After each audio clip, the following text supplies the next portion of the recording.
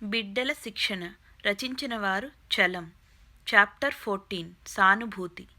బిడ్డ స్వతసిద్ధంగా తన దగ్గర వారిని ప్రేమిస్తుంది.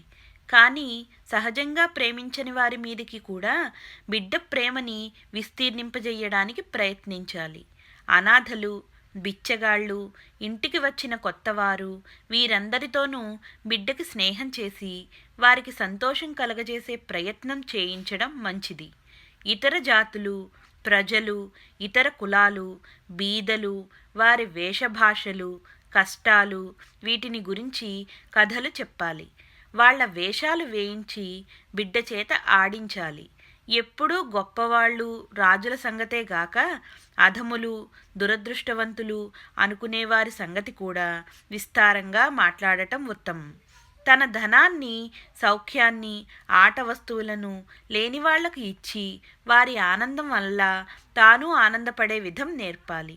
ఇతరుల దుఃఖాన్ని, బాధని తొలగించడం కర్తవ్యమని, తను ఎవరికీ దేనికి బాధను కలిగించకూడదని బిడ్డకి పెద్దవారు తమ ప్రవర్తన వల్లనే చూపగలరు. కథలు, నాటకాలు ఒకే సాధనం, అంతేగాని ఉపన్యాసాలు వ్యర్థం. ఇతర ప్రాణుల మీద గౌరవం కలిగేట్టు కూడా చెయ్యవచ్చు. వాటి జీవనం, వాటి ఆనందం, వాటి ఆహార వాంఛ ఇవన్నీ కథలలో, నాటకాలలో బిడ్డకి తెలియజేసి పావురాలు, పిల్లులు, కుక్కలు, చేపలు మొదలైన వాటిని పెంచడానికిచ్చి వాటి మీద ప్రేమను అభివృద్ధి చెయ్యవచ్చు. కానీ ఏం జంతువుల్ని బంధించకూడదు, బాధించకూడదు.